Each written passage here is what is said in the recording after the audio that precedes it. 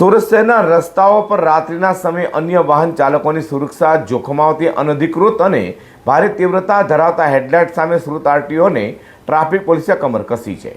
સુરતના Y junction ખાતે special drive યોજીને મોડિફાઈડ લાઇટ ધરાવતા વાહન ચાલકો સામે આકરા દંડાત્મક કાર્યવાહી હાથ ધરવામાં આવી હતી।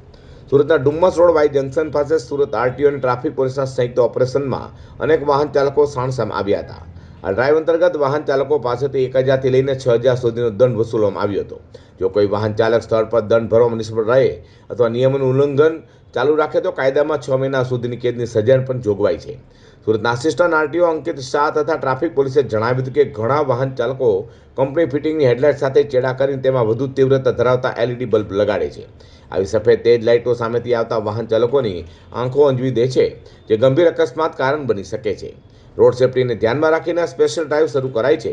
આરટીઓ દ્વારા દંડની રકમનું વિભાજન કરવામાં આવ્યું છે, જેમાં મોટર વાહન ધારાની કલમ 182 હેઠળ અનધિકૃત રીતે બલ્બમાં ફેરફાર કે ચેડા કરવા બદલ 5000નો દંડ, રોડ સેફ્ટી જોખમને લઈને જાહેર માર્ગ પર અન્ય માટે જોખમ ઊભું કરવા બદલ વધારાનો 1000 દંડ અને કુલ દંડ 6000 સુધીનો વસૂલાયો છે। છેલ્લા 1 મહિનામાં દરમિયાન ચાલેલી આ સ્પેશિયલ ડ્રાઈવમાં અત્યાર સુધીમાં અંદાજે 250 જેટલા વાહનો સામે કાર્યવાહી કરવામાં આવી છે। હાઈવેને જોડતા ચેકપોઇન્ટ પર 24/7 એટલે કે રાઉન્ડ ધ ક્લોક ચેકિંગ હાથ ધરવામાં આવ્યું છે। જે ખાસ કરીને અમે જે વાહનોમાં અનધિકૃત રીતે એલઈડી લાઇટ લગાવવામાં આવતી હોય છે વાહન ચાલકો દ્વારા, એના વિરુદ્ધ ખાસ કાર્યવાહી કરવા માટે સ્પેશિયલ ડ્રાઈવ ચલાવી રહ્યા છે। આ વાહનોમાં જે લાઇટ અનધિકૃત રીતે ફેરફાર કરવામાં આવતો હોય છે, એના લીધે રોડ સેફ્ટીને ખૂબ ગંભીર અસર થઈ રહી છે। સામેવાળા વાહનો જે આવતા હોય છે એમની આંખો અંજાઈ જતી હોય છે અને અકસ્માત થવાના પ્રશ્નો બનતા હોય છે, એટલે ખૂબ જ ગંભીર બાબત છે। એટલે એના વિરુદ્ધ અમે આજે કાર્યવાહી કરવા માટે આરટીઓની પૂરી ટીમ આજે અહીંયા ઉપસ્થિત થયા છે। કયા પ્રકારનો દંડ કરવામાં આવે? આમાં મોટર વાહન ધારાની કલમ 182 મુજબ કલમ લગાવવામાં આવે છે અને એમાં 5000થી વધુનો દંડ થઈ શકે છે અને 6 મહિના સુધીની કેદની જોગવાઈ પણ કાયદામાં કરવામાં આવેલી છે।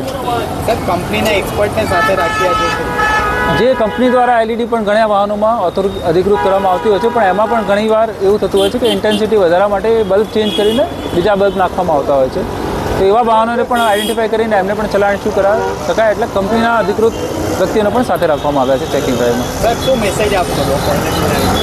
આ મેસેજ સુરત શહેરની જનતાને એ જ છે કે આવી તમામ વાહનોમાં જેમાં અનધિકૃત રીતે હેડલાઇટ લગાવવામાં આવેલી છે એ સ્વેચ્છાએ આપ દૂર કરશો, નહીંતર આગામી સમયમાં આરટીઓ દ્વારા ખૂબ જ કડક કાર્યવાહી કરવામાં આવનાર છે અને આપને દંડ પણ થઈ શકે છે।